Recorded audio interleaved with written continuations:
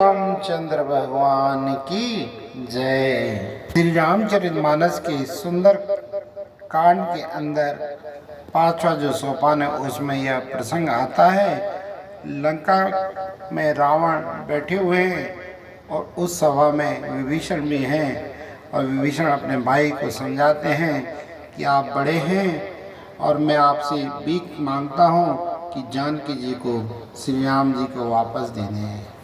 यह सुनते ही रावण अत्यंत क्रोधित होकर उठा और बोला, अरे दुष्ट विभीषण, अब तेरी मृत्यु निकट आ गई है। अरे मूर्ख, मेरे जलाए पर तू जीता है, अर्थात मेरे अन्न पर तू जीता है। अरे हे मूढ़, पक्ष तुझे शत्रु का अच्छा लगता है। अरे दुष्ट, बता आज इस जगत में ऐसा कौन है महावीर बलशाली जिसे मैंने अपने इन भुजाओं के बल से न जीता हो। ऐसा अभिमान से कहने लगा। जा मूर्ख, अब तू तपस्वियों पर जाकर प्रेम कर और उन्हीं को यह नीतियां सिखा।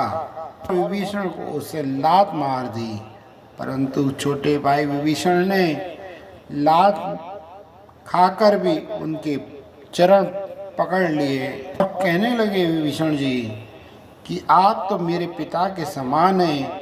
आपने मुझे मारा वह अच्छा किया, परंतु हे नाथ, आपका भला सिर्फ श्री राम जी को भजने में ही है। विभीषण इतना कहकर अपने मंत्रियों के साथ आकाश मार्ग से सबको सुनाकर ऐसा कहने लगे, श्री राम जी सत्य संकल्प हैं, सर्व समृद्ध प्रभु हैं और हे रावण, तुम्हारी सभा इस समय काल के वश में हो गई है। अब श्री रघुवीर की मैं शरण में जाता हूँ।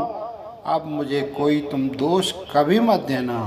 काकभूषण जी कहते हैं गरुड़ जी से, ऐसा कहकर जैसे ही विभीषण वहाँ से चले, त्यों ही जितने लंका में रहने वाले वहाँ के राक्षस से वे सब आयुहीन हो गए, उनकी मृत्यु निश्चित हो गई।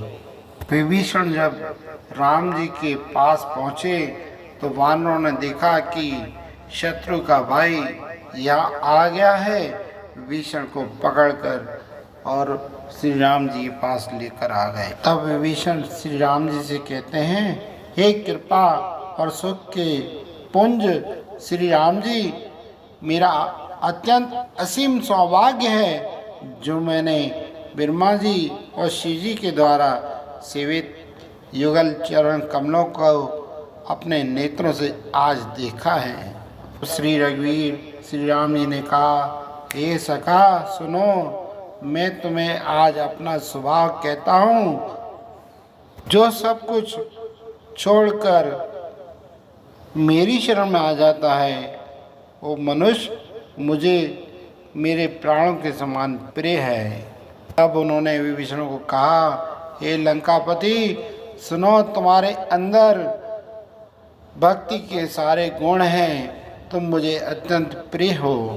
विभीषण ने कहा, हे देव, चराचर जगत के स्वामी हैं आप और शरणागतों के रक्षक हैं। पहले मेरे मन में कुछ इच्छा जरूर थी, लेकिन आपके चरण कमलों के दर्शन के बाद वह सब बह गई है। विभीषण विनती करने लगे, हे कृपालु, शिवजी के मन को सदैव प्रिय लगने वाली अपनी पवित्र भक्ति आप मुझे कृपा करके दीजिए।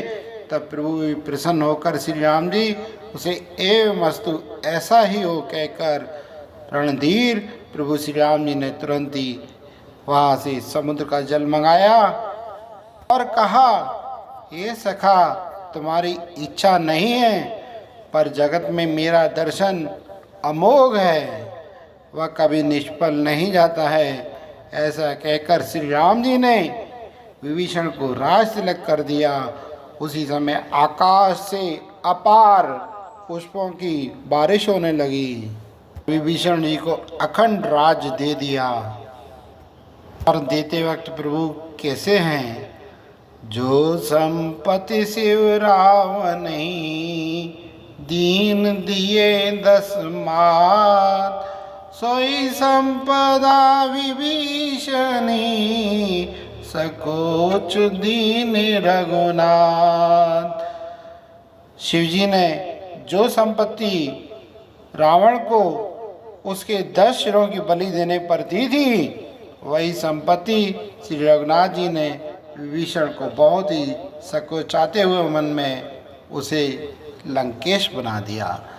ऐसे कृपालु प्रभु श्री राम जी की बारंबार जय बोलिए और अपना कल्याण करें।